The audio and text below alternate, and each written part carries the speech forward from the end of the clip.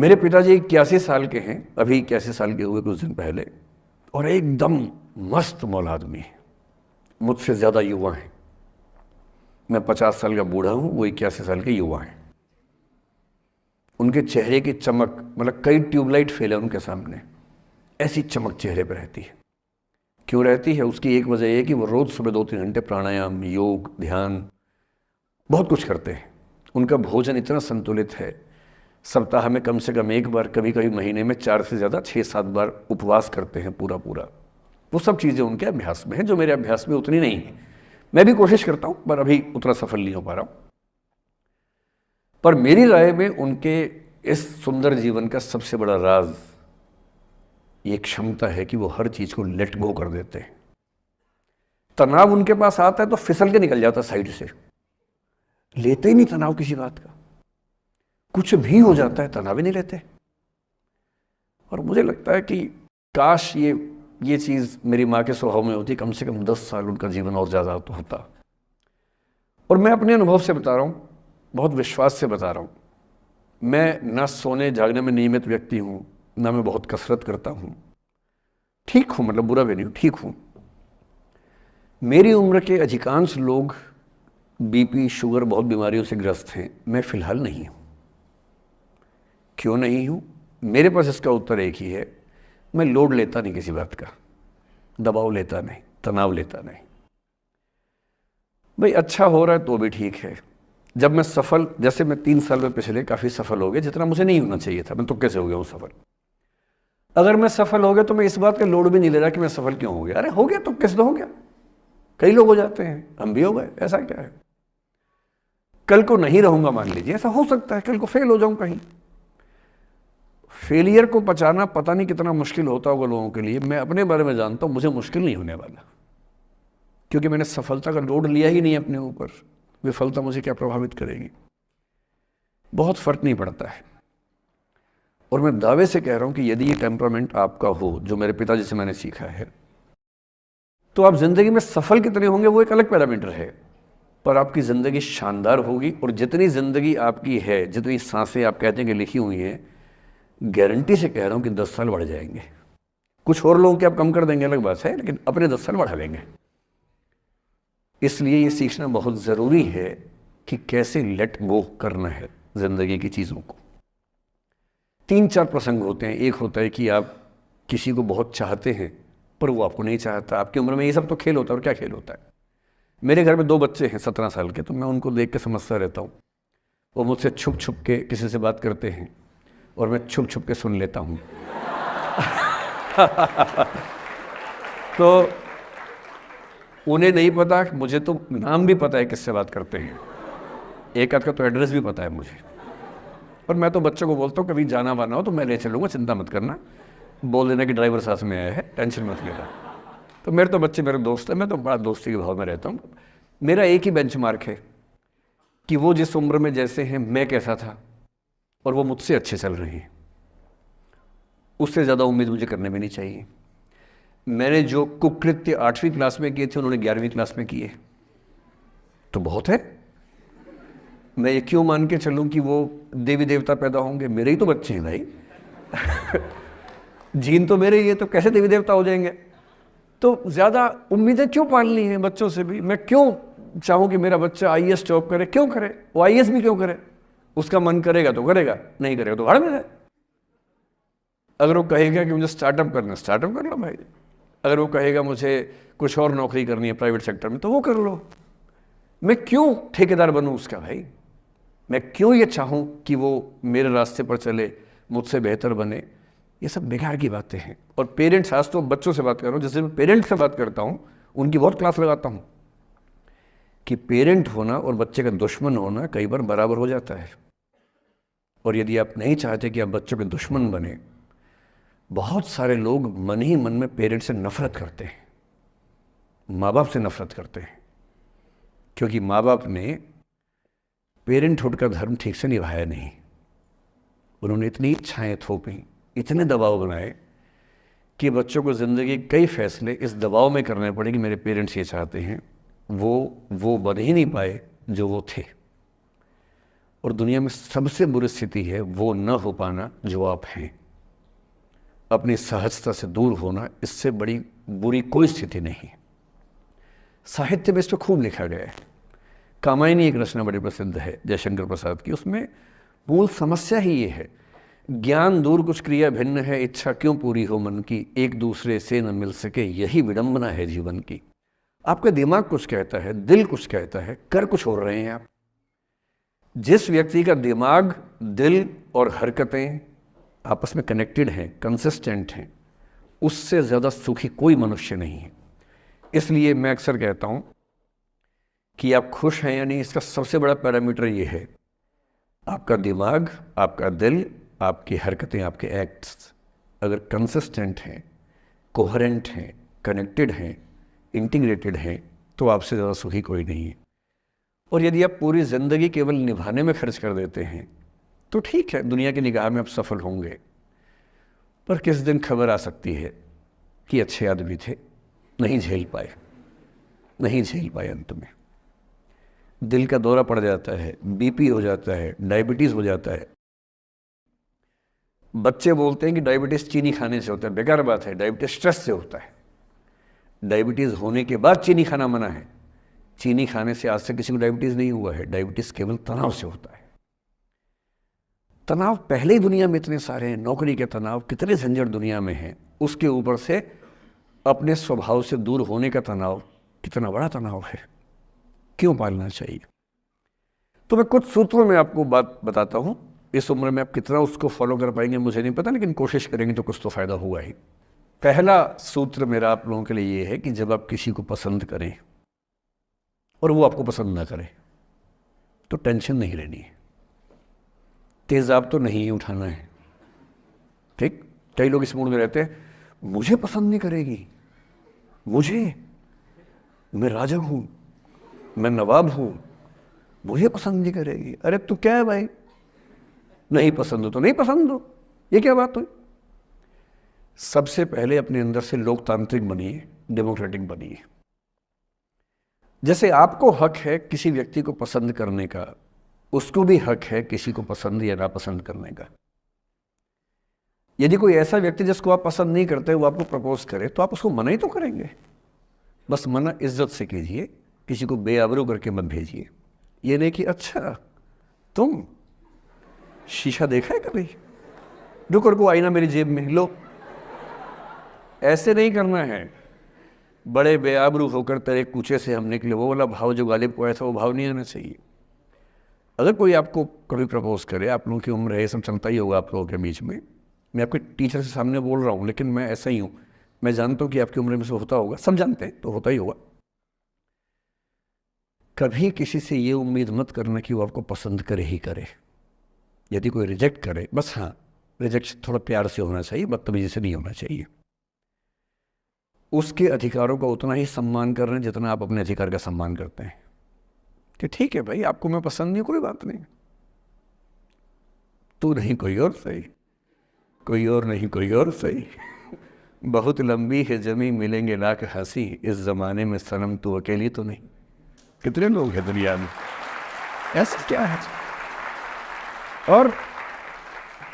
और मैंने बहुत प्यारे प्यारे बच्चों को देखा रोते बिलखते हुए कि मैंने उसको प्रपोज किया, उसने मुझे मना कर दिया। अंकल, छोटे छोटे बच्चे आजकल मुझे लव गुरु मानते हैं अपने आसपास। वो मेरे पास आके ऐसी ऐसी बातें बताते हैं, बड़ी क्यूट तोतली आवाज़ में, मैंने उसको प्रपोज किया, उसने मुझे ऐसे वाली आवाज़ में एकदम रोते बिलखते हुए। तो मैं बोलता हूँ बधाई हो बहुत बहुत तुम्हें, कॉन्ग्रेचुलेशन। मैंने अपनी ज़िंदगी में ऐसे 50 मामले देखे और 50 में से कम 49 मामले में जब कहीं दिल नहीं लगा, बाद में उससे बेहतर ही व्यक्ति मिला। अगर कभी ऐसा हो ना, मन ही मन में बधाई देना अपने आप को कि बच गया। हाँ बोल देता तो फंस जाती, हाँ बोल देते तो मर जाता। और मन में भाव वही रखना है, तो नहीं कोई और सही बात है, स्ट्रेस नहीं लेना है। मैं जानता हूं कि आपकी उम्र में आसान नहीं होता, आपको रात रात भर सपने आएंगे, बेचैनी होगी, करवटें बदलते रहे सारी रात हम, आपकी कसम आपकी कसम, ये सब ड्रामा होता है। ये फिल्मी गीत है, मुझे गीत कविता इतना याद है कि मुझे हर बात में वही दिमाग में आता है, मैं क्या करूं। ये होता है आपकी उम्र में, पर वो भी एक फेज़ है। अगर ये फेज़ नहीं जिया तो भी क्या जीवन जिया। कभी कभी बेचैनी भी तो होनी चाहिए, वरना ज़िंदगी में मज़ा क्या है। अगर हर चीज़ लिनियर है, हर चीज़ फॉर्मलाइज है, फिर मज़ा क्या है ज़िंदगी में। ये उठापटक, ये बेचैनी, ये घबराहट, ये तनाव, संतरास भी तो होना चाहिए कभी कभी ज़िंदगी में। इससे बुरी स्थिति तब होती है जब आप किसी रिलेशनशिप में हैं और वहाँ ब्रेकअप हो जाए, ये भी होता है। देखिए, मैं आपको बड़ी खरी खोटी सुनाने के मूड में हूँ। जिस तरह का प्रेम आप लोगों की पीढ़ी में होता है, मैं ये नहीं कह रहा कि आपकी पीढ़ी ख़राब है, हर पीढ़ी ऐसी होती है, बस ये कि आपकी पीढ़ी को सुविधाएं ज़्यादा मिल गई हैं। हमारी पीढ़ी में ना चिट्ठी लिख के भेजनी पड़ती थी, बड़ा रिस्क होता था। चिट्ठी लिखो कागज़ पे, फिर एक डाकिया ढूंढो भरोसे का, तो भरोसे वाला कुरियर बॉय या कुरियर गर्ल जाके चिट्ठी वहीं दे के आए जहाँ हमने कहा है। ये भी डाउट कहीं किसी और को दे के आ जाए। या कबूतर से बात करो, कबूतर जा जा जा, पहले प्यार की पहली चिट्ठी साजन को दिया। कबूतर का क्या भरोसा किसको दे के आ जाए। लेकिन कितना तनाव था उस ज़माने में। आपके ज़माने में क्या है, सीधे व्हाट्सएप निकाला, खटाक से भेज दिया मैसेज, और नंबर किसी से मांग लिया 1 सेकंड में। नंबर भी नहीं देना है तो किसी, कौन कौन सी ऐप होती है, मैंने सुना कुछ और ऐप्स होती है, मेरा नंबर वाली भी होती है, इंस्टा होता है, एक और भी तो कोई होती है वो जिसमें कार्टून जैसा मुंह बन जाता है, स्नैपचैट। हाँ, स्नैपचैट पे चले गए। मैंने सुना है कि उसमें नंबर भी नहीं देना पड़ता है, ऐसा कुछ चक्कर है। वहाँ ढूंढ लिया। किसी को कुछ कन्वे करना इतना आसान दुनिया में कभी नहीं हुआ था जितना आज आसान है। इन सब के ऊपर टिंडर है, बम्बल है, पता नहीं क्या क्या है, राइट लेफ्ट करते जाना है, उसी में कहानी शुरू। पर ये कहानियाँ जितने हल्के तरीके से शुरू होती हैं, मैं दावे से कह रहा हूँ कि 100 में से 99 अट्रैक्शंस 1 से 2 महीने में ख़त्म हो जाते हैं। क्योंकि आप जिसके प्रति अट्रैक्टेड थे ना, वो तो उसका बाहर का परसोना था। जहाँ परिचय गहरा होता है, असलियत सामने आ जाती है, और जब असलियत सामने आती है, झेलना बड़ा मुश्किल होता है। आपके सपने टूट जाते हैं। आप जिस छवि पे दीवाने हुए थे, वो छवि तो सिर्फ छवि थी, वो तो इंसान नहीं था वैसा। 99% केसेस में मेरा ख्याल है कि अट्रैक्शन 1-2 महीने में समाप्त होता है। उसके बाद तो एक बोझ है जो आप ढो रहे हैं। कभी कभी होता है कि दोनों का खत्म हुआ तो बात आसान है, कभी कभी किसी एक का खत्म होता है, एक का नहीं होता है, वहाँ मामला मुश्किल हो जाता है। तो ऐसा हो सकता है आपके जीवन में कि दूसरा साथी आपका ये कहे कि भैया देखो, मैं तुम्हारे साथ कुछ महीने से हूँ, पर मुझे अब अच्छा नहीं लग रहा, मैं ब्रेकअप करना चाहता हूँ। मैं आपसे ये निवेदन करूंगा कि ये मान के मत चलना कि उसने आपको धोखा दिया है, क्योंकि बच्चे तुरंत उस मुद्रा में आए थे, अच्छा अब मैं कुल्हाड़ी उठा लूंगी, अब मैं तेजाब उठा लूंगा, तूने मुझे धोखा दिया है, तूने मुझे चीट किया है, you are a cheat, you are a liar, you are a पता नहीं क्या क्या। पता, इंग्लिश में गालियाँ बड़ी सुंदर देते हैं बच्चे। मैं ये कहना चाह रहा हूँ कि इस बात की संभावना मान के चलिए कि हो सकता है कि आपके साथ 2 महीने रहने के बाद सच में उसको ये लग जाए कि आपके साथ ट्यूनिंग ठीक नहीं है, या आपको लग जाए कि आपकी ट्यूनिंग उस व्यक्ति के साथ ठीक नहीं है।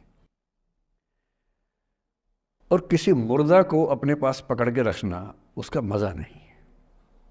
आप किसी को बांध तो लेंगे, पर जब उसका दिल आपके पास है ही नहीं, दिल विहीन लाश अपने पास टिका के रखना, एक मुर्दे को बांध के रखना, इससे बेहतर है जाने दो। बांधना नहीं, बांधते वो हैं जिनमें असुरक्षा बहुत ज़्यादा होती है। उस असुरक्षा से बचने का उपाय खुद को बेहतर बनाना है। आप इतने बेहतर हों कि आपको चाहने के लिए हज़ारों लोग हों। क्यों आप इतना डिपेंडेंट होते हैं कि इस एक व्यक्ति के अलावा मेरा कोई है ही नहीं दुनिया में, ऐसा क्यों सोचना है। और ऐसे ही मामले में ये करना है वो अफसाना जिसे अंजाम तक लाना ना हो मुमकिन, उसे एक खूबसूरत मोड़ देकर छोड़ना अच्छा। और ये खूबसूरत मोड़ कैसे होगा? अगर कोई जाना चाह रहा है तो आपके पास 3 ऑप्शंस हैं। एक, ना उसको अच्छे से बात करे, ना ख़राब से बात करे, न्यूट्रल होके जाने दे। एक, उसको धमकी दे, बर्बाद कर दूंगा, छोड़ूंगा नहीं, तो निकल के देख घर से, तेरे एड्रेस पता करवा लूँगा, मेरे साथ 50 दोस्त हैं, मेरे सारे आवारा हैं, सारे बेरोज़गार हैं, सारे कुंठित लोग हैं, सारे गुंडे मवाली हैं, उनका धंधा यही है, तेरे पीछे छोड़ दूंगा सबको। एक ही तरीका है। और तीसरा ये कि ठीक है यार, ऑल द बेस्ट, जा सिमरन जा, जी ले अपनी ज़िंदगी। अरे ठीक है, हो सकता है मैं तुझे ठीक नहीं लगा, कोई बात नहीं, लेकिन किसी से मिलो तो बढ़िया से मिलना, तेरी ज़िंदगी अच्छी हो। मैं भी ढूंढ ही लूँगा किसी न किसी को, थोड़ी हेल्प कर दी हो, कहीं इंट्रो करवा दी हो मेरी भी, लेकिन ठीक है तू भी जा। ये होता है खूबसूरत मोड़ देकर छोड़ना। अच्छा, चिपकू नहीं बनना है किसी के पीछे, ना बोरा जाना है कि तुम जाओ, मैं तो दीवाना, स्थाई दीवाना हूँ तुम्हारा। कोई जब तुम्हारा हृदय तोड़ दे, तड़पता हुआ जब तुम्हें छोड़ दे, तब तुम मेरे पास आना प्रिय, मेरा दर खुला है, खुला ही रहेगा तुम्हारे लिए। वाह। पहले के ज़माने में बेरोज़गारी का ये लक्षण था। हम जब छोटे थे ये गाने सुनते थे, हम यही सुन के बड़े हुए कि ऐसे ही करना पड़ता है शायद प्रेम में।